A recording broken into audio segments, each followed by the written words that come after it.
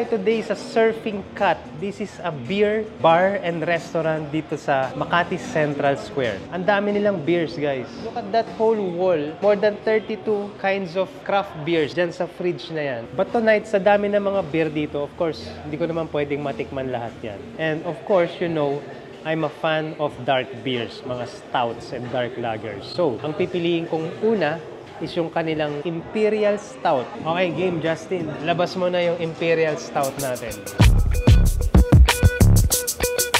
Look at this. This is called Taste Room Classic. 9% ABV. So, mataas siya. Ito yung nirecommend sa akin ni Justin kanina when I asked for dark beers. This is Justin of Surfing Cat. Okay, buhos na natin.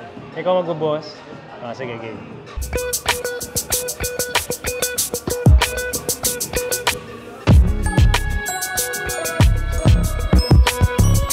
That looks good. So, let's see the color first. Look at that. It's very dark. Tapos yung head niya, brownish. So, para siyang kulay ng cappuccino. Yan o, brown. Look at that. Parang chocolate. Ang strong ng aroma. Hindi ko pa iniinom. Nararamdaman ko na ang kapal ng lasa. I'm sensing some coffee. Hints of coffee in it. Cheers, guys. Tikman natin.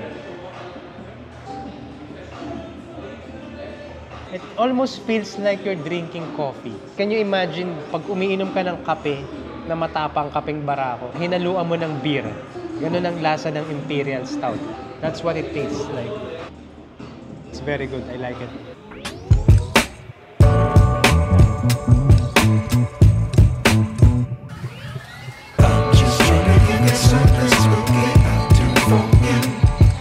But why is it called Surfing Cat?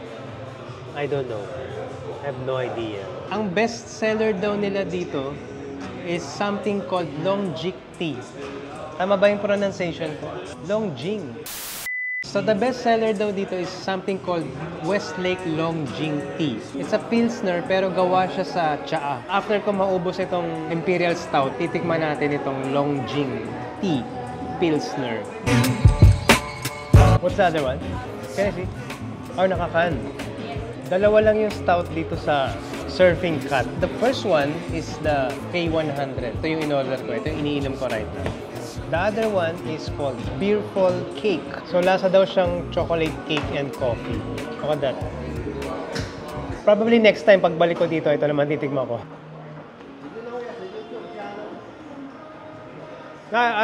Before he came in, I was showing him I have a YouTube channel. And I talk about all about craft beers. So that's my channel. I brought beers from the States. Yeah. Somebody came in from Vietnam. Where do you live, man? I'm just from around here. I'm from Manila. You got a wife? Here in the Philippines? You got a Filipino wife? No. I'm here with Mr. Lorenzo from Switzerland. We ordered the same beer. It's a Pilsner, but it tastes like, apparently it tastes like tea. Cheers, man. Yeah, that's so This is a really sweet and flowery.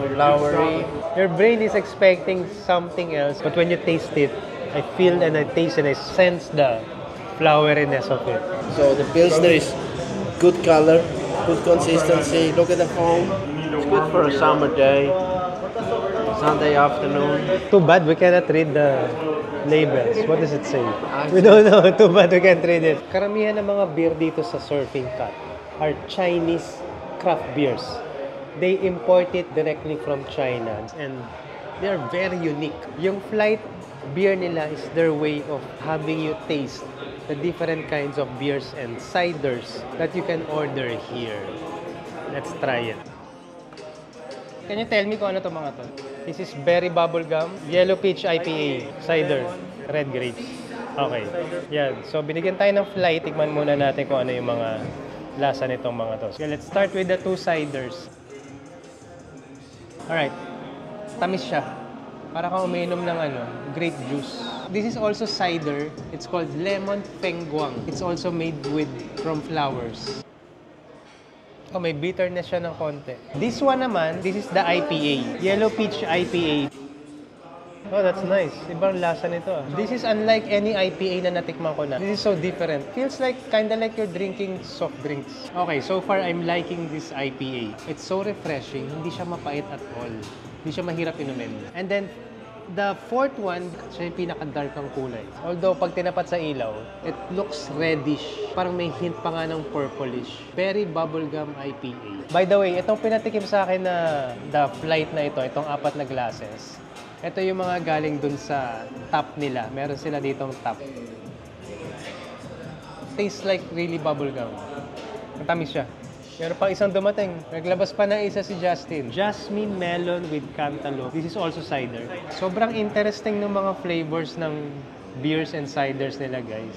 Tingnan nyo, meron ditong mga Osmanthus wheat ale. Mango Ghost? What is Mango Ghost? Puree? Beer din yan, pero malapot. There's Jasmine tea na wheat beer. They have Kiwi, Miracle Tribe Ghost, Tropical Republic Sea Salt. I'm so interested to taste a lot of these beers. But for now, tikman muna natin itong pang-5 dito sa taste test natin. Jasmine and melon cantaloupe. Ang bango niya. Actually, lahat sila, nung tinikman ko kanina, immediately ang na-notice ko, it's the smell, the aroma. It's very flowery. It's very fruity.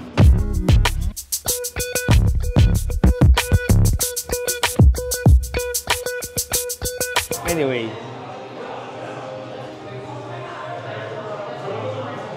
but why is it called surfing cat? I don't know. I don't care. What's important is, meron mga ganitong klase ng mga bars and restaurants dito sa Philippines na makakatikim tayo ng mga iba't ibang klase ng craft beers. It's so interesting and it's so diverse and it's so intriguing yung mga beer nila dito. Thank you for watching. Thank you for liking and subscribing. See you in the next episode, guys. Bye-bye.